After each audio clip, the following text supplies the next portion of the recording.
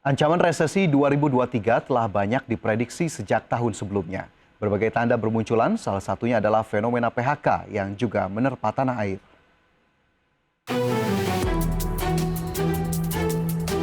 Tahun 2023 diprediksi menjadi tahun yang kelam ditandai dengan lesunya perekonomian global. Lembaga International Monetary Fund atau IMF memprediksi pertumbuhan ekonomi global mencapai 2,7% di tahun 2023 atau melambat 3,2% dari tahun sebelumnya. Sejak tahun 2022 silam, berbagai tanda resesi sudah bermunculan. Peningkatan kebijakan moneter di mana negara-negara maju meningkatkan suku bunga secara agresif jadi kekhawatiran bersama. Tanda-tanda berikutnya adalah fenomena pemutusan hubungan kerja yang terjadi secara global didominasi oleh perusahaan startup. Setidaknya pada tahun 2022 sudah terdapat 850 startup dan perusahaan teknologi mapan di seluruh dunia yang melakukan PHK dengan jumlah total yang ter-PHK mencapai 137.000 orang. Berbagai sumber IDX Channel.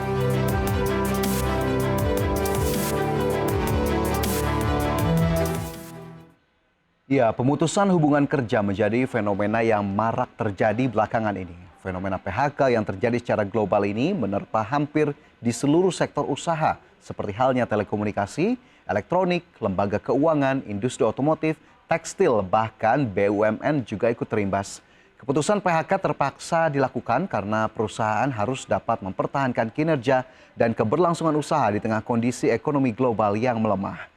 Ancaman pelemahan ekonomi global antara lain bermula dari konsekuensi pandemi, belum selesai dengan proses recovery dunia bisnis akibat pandemi, konflik antara Rusia dan Ukraina masih terus berlangsung dan berdampak buruk pada perekonomian dunia.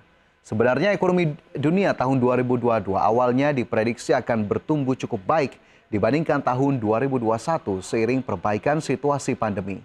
Tetapi ancaman resesi justru kembali hadir. Tanpa diduga, perang Rusia-Ukraina yang terjadi pada Februari 2022 silam membuat disrupsi rantai pasok global yang akhirnya menyebabkan lonjakan inflasi di banyak negara di dunia. Resesi yang ditandai dengan penurunan aktivitas ekonomi secara signifikan selama 2 kuartal berturut-turut sudah terlihat tanda-tandanya. Tingginya inflasi diredam dengan kenaikan suku bunga di banyak negara termasuk Amerika Serikat dan juga negara-negara di Eropa. Kenaikan suku bunga Amerika Serikat telah berdampak terhadap turunnya kinerja investasi di Indonesia berikut dengan penurunan nilai tukar rupiah. Ketika resesi terjadi, maka dunia usaha akan terganggu, produksi dan konsumsi menjadi tidak seimbang. Ketika perusahaan merugi, umumnya perusahaan akan melakukan efisiensi. Tanda-tanda resesi 2023 sebetulnya sudah mulai terlihat di tahun 2022 lalu. Bermula dari fenomena PHK secara global, misalnya Amazon, Tesla, Netflix hingga Microsoft yang melakukan PHK terhadap sejumlah karyawannya.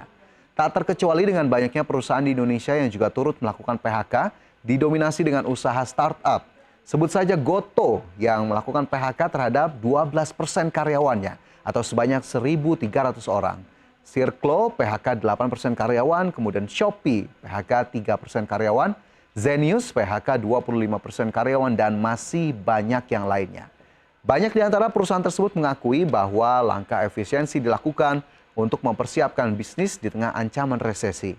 Tak sedikit pula di antara banyak startup kemudian mengalami kelesuan karena tak lagi mendapatkan investor. Investor lebih memilih investasi rendah resiko. Dan jika kita perhatikan, dominasi dari banyaknya perusahaan yang melakukan PHK, antara lain didominasi oleh perusahaan startup di bidang teknologi. Padahal selama ini startup teknologi menunjukkan pertumbuhan eksponensial yang luar biasa. Selama ini industri teknologi juga jadi sasaran dan impian bagi para pekerja untuk memulai karirnya. Lantas, mengapa industri teknologi mengalami keguguran di tengah ancaman resesi? Lalu industri apa saja yang rentan terimbas resesi? Berikut informasi selengkapnya.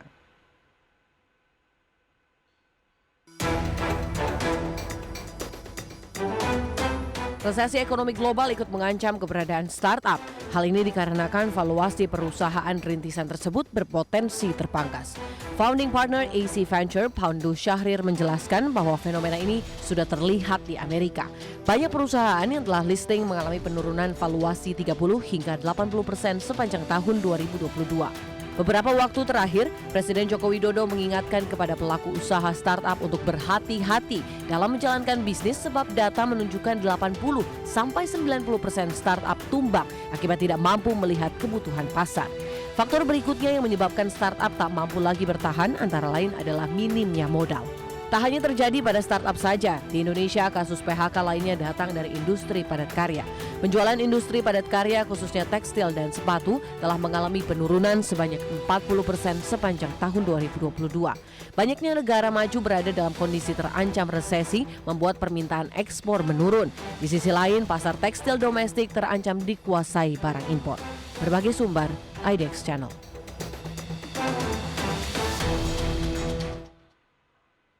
Ya, dalam beberapa tahun terakhir banyak kalangan muda khususnya fresh graduate yang tertarik untuk bekerja di startup khususnya di bidang teknologi. Selama ini startup menunjukkan pertumbuhan eksponensial yang tinggi. Dapat dikatakan bahwa perusahaan startup teknologi berkembang lebih cepat dibandingkan dengan perusahaan konvensional lainnya. Khususnya ketika masa awal pandemi, begitu banyak startup mendapatkan banyak pendanaan dari investor. Sektor fintech misalnya yang menjadi sasaran utama para investor, di mana pada tahun 2021 nilai investasi startup di Indonesia mencapai 5,96 miliar dolar atau sekitar 85,5 triliun rupiah. Tak heran demikian banyaknya anak muda memiliki keinginan yang tinggi untuk bekerja di startup. Salah satu faktor utamanya juga adalah gaji yang menggiurkan jika dibandingkan entry level pada perusahaan lainnya. Bekerja di startup juga memberikan kesempatan kerja yang lebih luas. Secara umum, pemirsa, perusahaan-perusahaan startup ini bermula dengan modal yang minim sehingga para pelaku usaha tersebut mencari modal dari berbagai sumber seperti halnya modal ventura. Banyak investor tertarik menyuntikkan dana ke perusahaan startup. Apalagi ketika pandemi muncul, proses digitalisasi semakin terakselerasi dengan cepat sehingga kebutuhan masyarakat akan pemanfaatan teknologi semakin besar. Hal ini kemudian mempengaruhi perilaku konsumen yang semakin tertarik dengan efisiensi dan melek akan dunia digital. Di Indonesia, pengguna internet terus meningkat setiap tahunnya. Dalam kurun tahun 2021 hingga 2022, pengguna internet di Indonesia saat ini sudah mencapai 210 juta orang. Melalui pemanfaatan teknologi, startup dinilai menjadi solusi dengan memfasilitasi berbagai kebutuhan dan permasalahan yang dihadapi masyarakat. Hal ini yang dinilai oleh para investor sebagai prospek menarik dan menguntungkan. Akan tetapi di tengah ancaman resesi saat ini, model bisnis startup yang bergantung pada pendanaan investor menjadi salah satu pemicu tumbangnya bisnis hingga melakukan PHK. Vice President of Investment maksud saya MDI Ventures, Aldi Adrian Hartanto mengungkapkan bahwa di tengah situasi yang tidak menentu, para investor meminta agar startup bisa profitable baru mau memberikan pendanaan tambahan. Selain itu, tren kenaikan suku bunga khususnya di negara-negara maju tak sedikit membuat investor menarik dana dari investasi beresiko tinggi seperti startup dan mengalihkan dananya pada instrumen investasi lain. Sementara itu, pemirsa, Kementerian Ketenagakerjaan memperkirakan di tahun 2023, industri manufaktur dan perusahaan startup paling rentan melakukan pemutusan hubungan kerja. Ancaman pemutusan hubungan kerja di sektor manufaktur juga menjadi kekhawatiran tersendiri. Ketua Umum Asosiasi Pertekstilan Indonesia, Jemi Kartiwa, mengatakan setidaknya 45.000 karyawan industri tekstil telah mengalami PHK di tahun 2022. Kondisi ini terjadi lantaran permintaan pasar ekspor seperti Amerika Serikat dan Eropa menurun tajam akibat kondisi global yang tidak stabil. Penurunan permintaan berada di kisaran 30% sejak akhir Agustus 2022.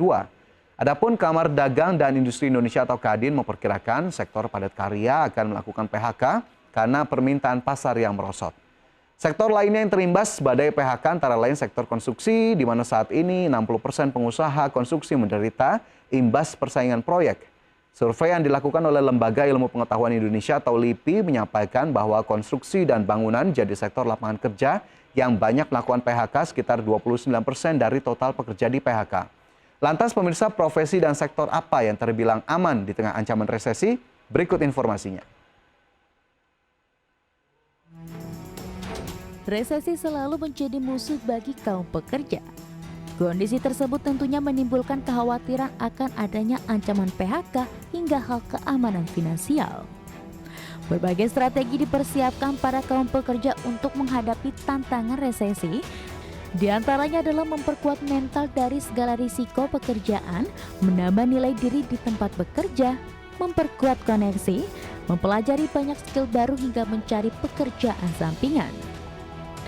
Dalam situasi yang tak pasti, tak sedikit karyawan juga mengalami PHK hingga mau tidak mau mencari pekerjaan sesegera mungkin. Kekhawatiran juga datang dari kalangan fresh graduate yang sedang berusaha untuk mendapatkan pekerjaan. Sebagian pekerja memang diprediksi terimbas tantangan resesi 2023, tapi sebagian lainnya juga diperkirakan akan tetap bertahan. Beberapa pekerjaan dinilai kebal resesi karena keberadaannya masih vital bagi kebutuhan masyarakat. Berbagai sumber, IDX Channel.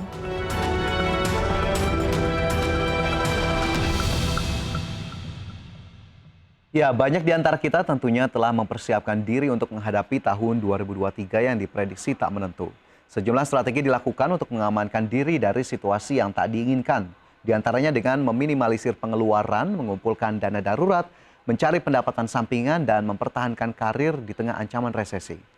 Fenomena PHK beberapa waktu terakhir telah menunjukkan bahwa di tengah krisis, tidak semua profesi aman dan minim resiko. Banyak kaum pekerja mempertanyakan mengapa harus mengalami PHK ketika kinerja yang dibangun selama ini selalu positif. Banyak pula kalangan muda yang datang dari fresh graduate mengaku ragu untuk mendapatkan pekerjaan di tengah situasi pandemi. Adapun profesi yang dinilai aman di tengah resesi salah satunya adalah akuntan. Dalam keadaan resesi sekalipun, perusahaan selalu membutuhkan seorang akuntan untuk membuat laporan keuangan seperti perpajakan dan memastikan bahwa pajak sudah dibayar. Bagaimanapun, pajak tetap harus dibayar meskipun sedang berada dalam resesi ekonomi global. Pasalnya, uang dari pajak menjadi salah satu pemasukan yang berharga bagi negara. Berikutnya adalah tenaga IT. Meskipun belakangan fakta menunjukkan PHK terjadi di banyak perusahaan teknologi, hal ini tidak menyurutkan minat banyak kalangan muda untuk bekerja di bidang teknologi informasi. Keahlian di bidang IT dinilai sangat terspesialisasi dan banyak perusahaan yang membutuhkan. Sehingga sekalipun harus mengalami kasus PHK, tak sedikit mereka dengan pengalaman kerja IT cepat mendapatkan pekerjaan di perusahaan lainnya. Subbidang yang diproyeksi sangat bersaing dan diminati antara lain keamanan cyber, data analyst, serta marketing teknologi, di mana hampir setiap informasi yang dimiliki perusahaan rentan terhadap serangan dan kebocoran sehingga talenta ini dibutuhkan perusahaan. Skill ini juga diperlukan untuk mengumpulkan informasi pelanggan dan menjaga jaringan tetap aman dari serangan. Sementara itu, data analyst dibutuhkan perusahaan untuk memperoleh wawasan dan informasi dari data menggunakan perpaduan algoritma dan pembelajaran mesin. Dan berikutnya, pekerja dengan kemampuan marketing teknologi dibutuhkan perusahaan untuk melakukan riset, search engine optimizer, hingga otomatisasi dan pemasaran email. Dan profesi lainnya adalah aktuaris, di mana dalam keadaan resesi, beban yang ditanggung oleh perusahaan maupun pemerintah akan semakin tinggi. Keberadaan aktuaris yang membantu menangani masalah perusahaan dengan demikian akan semakin dibutuhkan. Sebagai contoh, aktuaris dapat berperan dalam menganalisis resiko bisnis serta mengambil kebijakan untuk pengeluaran perusahaan agar lebih efektif di tengah resesi global.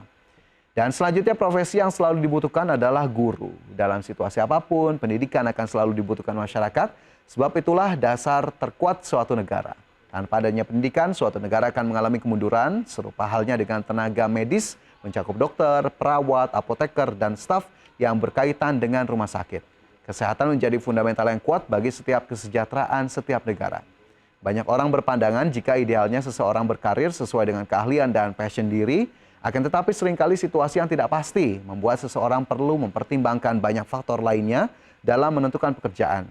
Jika mengacu pada filosofi asal Jepang yakni Ikigai, seseorang yang mendapatkan makna dari pekerjaannya tidak harus selalu bermula dari what you love atau sesuatu yang Anda senangi. Pekerjaan juga dapat dimulai dari what the world needs atau apa yang dunia butuhkan.